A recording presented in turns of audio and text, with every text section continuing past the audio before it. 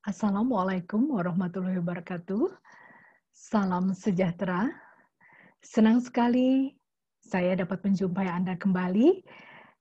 Dan kali ini saya ingin berkisah tentang bahwa saya kemarin hari Kamis 1 Oktober 2020, saya diundang oleh Kepala Divisi Humas Polri, Pak Argo, untuk berbicara tentang protokol kesehatan selama pilkada.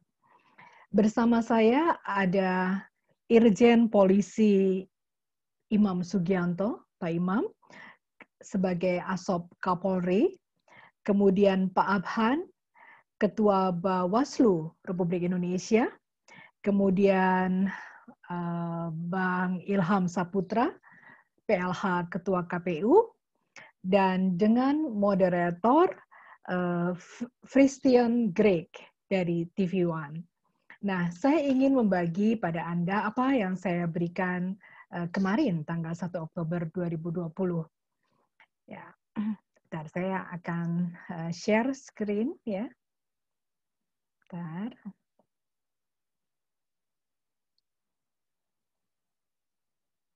Nah.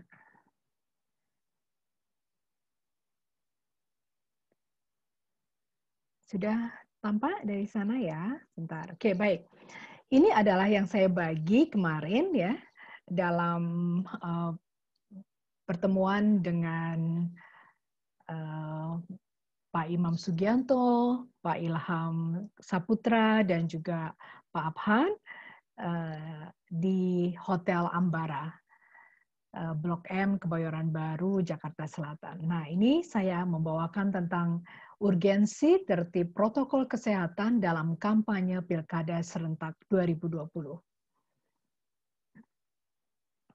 Nah, ini adalah outline yang saya berikan, yaitu situasi pandemi COVID-19 saat ini, kemudian mengenal sekilas COVID-19, kemudian mengapa urgent untuk tertib protokol kesehatan dalam Pilkada Serentak 2020.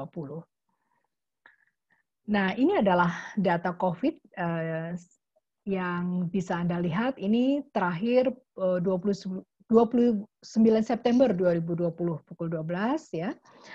Bisa dilihat yang terkonfirmasi adalah 282.724 dan yang sembuh itu 210.437.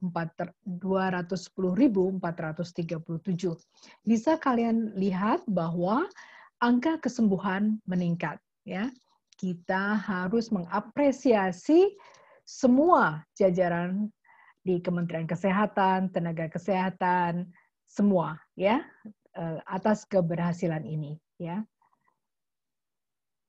Dan ini adalah data kumulatif maksud saya dari berbagai provinsi di Indonesia, dan karena mungkin populasi Jakarta memang sangat padat dan paling banyak, maka memang terlihat yang terkonfirmasi positif memang banyak.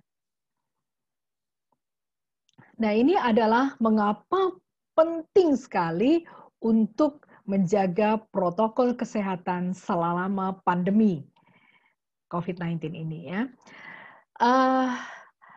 COVID-19 adalah agen yang potensial ya. Sifatnya sangat infeksius.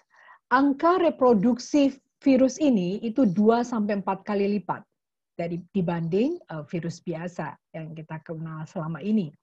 Kemudian masa latennya kurang dari masa inkubasi, kemudian vaksin masih dalam proses ya pengembangan, dan obat-obatan yang simptomatis itu juga masih dalam tahapan uji klinis ya. Kemudian ini yang perlu kita ketahui, kenapa kemudian dalam protokol kesehatan yang disampaikan oleh Pak Ilham Saputra misalnya dari KPU, itu ada larangan untuk orang-orang yang lansia ya untuk masuk ke TPS ya, dan orang-orang yang kalau memang sakit ya, diharapkan untuk nanti akan ada upaya-upaya yang mereka akan lakukan. Nah, di sini disampaikan bahwa kelompok usia dengan rentang berbeda antar negara, ya. Jadi mungkin di negara-negara tertentu dengan kesehatan yang baik, ya, dengan itu mungkin usianya juga uh, tidak terlalu mudah untuk diizinkan untuk pergi ke TPS atau mengikuti kampanye-kampanye. Nah, di sini host yang rentan adalah penderita penyakit kronis seperti hipertensi, itu 15-30%. Kemudian mereka yang berpenyakit jantung, itu 2,5-15%. Dan kemudian penyakit kencing manis, ya, baik tipe 1 maupun tipe 2, ya. Penyakit pernafasan, ya, itu adalah kelompok yang rentan. Kemudian COVID-19 ini juga mudah beredar atau mudah menular di lingkungan yang visible untuk menyimpan droplet. Droplet itu misalnya kita batuk atau kita bersin, ada percikan-percikan droplet, ya, air liur, air ludah, ya. Nah, apalagi sekarang disampaikan dalam beberapa riset ada mikrodroplet yang lebih mudah lagi untuk terbang di udara. Nah, kemudian lingkungan yang menyebabkan juga COVID-19 ini mudah menular adalah mobilitas penduduk yang meningkat. Karena itu ada anjuran bahwa kalau tidak perlu betul, maka tinggallah di rumah. Kemudian tingkat kepadatan penduduk yang tinggi atau perkotaan. Nah, karena itu kalau Anda lihat tadi data di DKI itu memang sangat tinggi, ya, yang positif, ya. Karena memang penduduknya padat, populasinya banyak, kemudian antar penduduk juga sangat padat, ya. Mungkin suatu saat tata kota akan kita buat bagaimana supaya sirkulasi di perkantoran, sirkulasi di perumahan itu dibuat dengan lebih baik lagi, ya. Jadi mungkin saja boleh ada pertimbangan tidak lagi membangun rumah ke atas, ya. Jadi mungkin ya ini perlu pembicaraan lebih lanjut. Nah, berikutnya adalah tanda dan gejala. Ya, ini kita sebut juga COVID-19 adalah SARS-CoV-2. Ya, kita mengenal bahwa SARS pun, ya, itu adalah virus yang menyerangnya juga corona, demikian juga dengan MERS, ya, itu juga corona. Dan COVID-19 kita sebut juga SARS-CoV-2 adalah jenis virus baru yang belum diidentifikasi sebelumnya pada manusia. Karena itu kita sebut dengan Coronavirus Disease 2019 atau COVID-19. Nah, ini berdasarkan data yang dari riset, ya, dikatakan 80% pada umumnya bergejala ringan sampai sedang dan 20% berat membutuhkan perawatan rumah sakit atau meninggal. Nah, jadi Anda bisa melihat bahwa sebenarnya 80% kasus yang positif itu bergejala ringan atau sedang. Dan kalau mereka bergejala ringan atau sedang, maka sebenarnya mereka tidak memerlukan perawatan atau layanan rumah sakit. Ya. Namun, kalau sesuatu terjadi, maka kemungkinan mereka akan masuk dalam 20% ini menjadi berat, membutuhkan perawatan rumah sakit, atau bisa jadi memburuk, ya, menjadi meninggal. Nah, kasus berat dan kematian akan meningkat, ya. Jadi virus ini patogenitasnya atau keganasannya akan meningkat kalau ada komorbid. Kalau yang dia infeksi itu mempunyai penyakit sebelumnya, ya. Di sini disampaikan pada kondisi penyerta seperti orang-orang yang berpenyakit jantung, berpenyakit diabetes mellitus atau kencing manis, kemudian mengalami penyakit paru kronis, ya, kemudian mengalami yang disebut hipertensi atau tekanan darah yang naik, kemudian orang-orang yang yang mengidap penyakit kanker, ya, apapun kankernya. Kemudian orang-orang yang berusia 60 tahun ke atas. Oh ya, saya perlu ingatkan juga bahwa faktor resiko dari faktor resiko dari COVID-19 ini salah satunya juga perokok dan peminum minuman keras, ya. Oke. Nah, ini adalah lama coronavirus bertahan pada benda. Ya, kalau Anda melihat mengapa dalam TPS nanti diharuskan ada tempat mencuci tangan, disediakan hand sanitizer.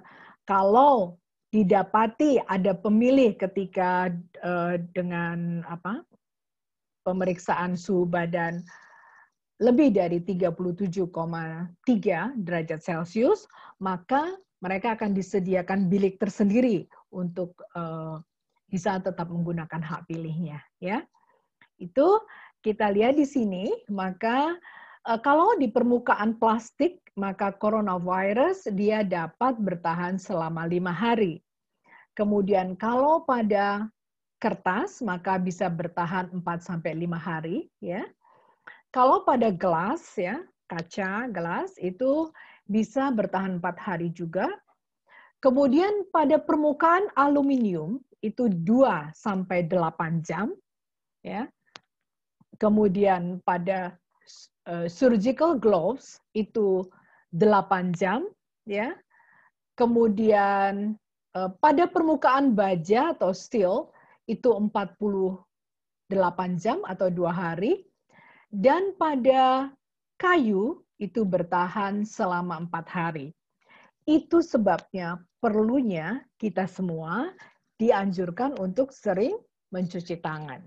Karena kita kadang-kadang tidak sadar memegang plastik, memegang kertas, ya, dan Anda bisa lihat bahwa menurut penelitian maka virus dapat bertahan beberapa jam bahkan di gloves, ya. Karena itu penting untuk melakukan apa yang disebut untuk gloves tidak bisa dipakai berjam-jam, ya, gitu. Jadi harus begitu tidak melayani pasien, maka harus disposable, ya, harus dilepas, harus dibuang, ya. Oke. Nah, kemudian ini adalah gambaran umum tentang bagaimana kita mendiagnosa adanya COVID-19. Nah, pemeriksaan yang kita sarankan, yang kami sarankan adalah pemeriksaan dengan RT-PCR atau swab hidung dan tenggorok, ya, untuk mendapatkan hasil yang reliable, ya. Kemudian pencegahan penularan adalah dengan menerapkan protokol kesehatan di masyarakat dan fasilitas pelayanan kesehatan, ya. Namun sekarang sudah bagus sekali, maka mall juga melaksanakan protokol kesehatan, ya. Beberapa rumah makan juga melaksanakan protokol kesehatan, jadi tersedia sebelum masuk ke rumah makan itu sudah tersedia untuk cuci piring, ya, dan untuk masuk cuci tangan maksud saya. Nah, itu, ya. Kemudian pengobatan dan tata laksana klinis. Nah, pengobatan untuk COVID-19 masih ditujukan sebagai terapi simptomatis dan suportif. Apa sih maksudnya terapi simptomatis, ya? Terapi simptomatis maksudnya adalah terapi yang untuk menghilangkan gejala. Misalnya, kalau demam ya diberi obat penurun panas. Kalau nyeri maka diberi obat penghilang nyeri, ya. Kalau dia bersin-bersin atau batuk gitu, ya, itu maka diberi obat untuk influenza dan obat batuk, ya. Itu yang dimaksud terapi simptomatis. Jadi terapi untuk gejalanya, ya, untuk menghilangkan gejala yang dialami penderita COVID-19, ya. Nah, terapi yang lain disebut terapi suportif. Ya, terapi suportif artinya kalau Anda minum suplemen vitamin D, vitamin D3, vitamin B, vitamin C, vitamin A, itu adalah terapi suportif. Nah, sementara vaksin masih dalam tahap pengembangan. Ya, sampai sekarang mudah-mudahan pemerintah sudah sampaikan kemungkinan Desember ada intervensi lagi. Semoga kita dapat kabar baik ini dapat terwujud ya. Kemudian ini adalah protokol kesehatan yang wajib dipatuhi selama pandemi, tidak terkecuali pada masa pilkada ya. Ya, jadi kita semua harus cuci tangan pakai sabun dan air yang mengalir atau menggunakan hand sanitizer ya. Tapi kalau tangannya udah penuh tanah, ada debu gitu ya, sebaiknya tetap cuci tangan pakai air sabun ya dan air yang mengalir ya. Kemudian jangan lupa juga ini adalah keharusan dan wajib gunakanlah masker ya. Gunakanlah masker, kemudian mengkonsumsi gizi yang seimbang ya, gizi yang baik ya. Usahakan untuk banyak mengkonsumsi buah dan sayuran ya. Kemudian segera mandi dan berganti pakaian setelah bepergian ya.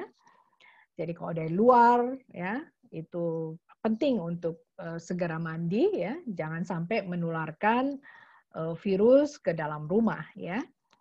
Kemudian meningkatkan daya tahan tubuh bisa dengan cara berolahraga, meminum suplemen, makan makanan yang bergizi, kemudian menerapkan perilaku hidup sehat dan bersih. Kemudian jangan lupa untuk istirahat yang cukup, berolahraga ya, jangan lupa sambil berjemur ya di depan rumah atau di halaman ya. Kemudian jangan lupa untuk juga mengelola stres. Ya, mengelola stres. Jangan sampai stres ya. Virus ini jangan kita kemudian panik atau ketakutan ya. Lakukan semua protokol kesehatan ini dengan baik ya.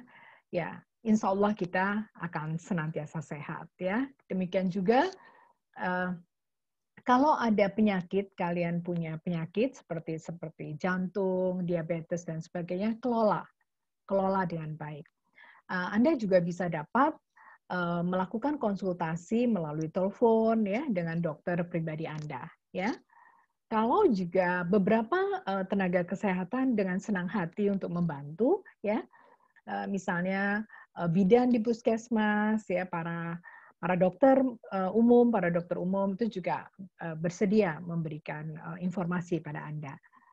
Nah, ini kesimpulannya. Kenapa harus dipatuhi baik masa kampanye ini maupun nanti pada saat kita melaksanakan hak pilih kita ya dalam pilkada ini.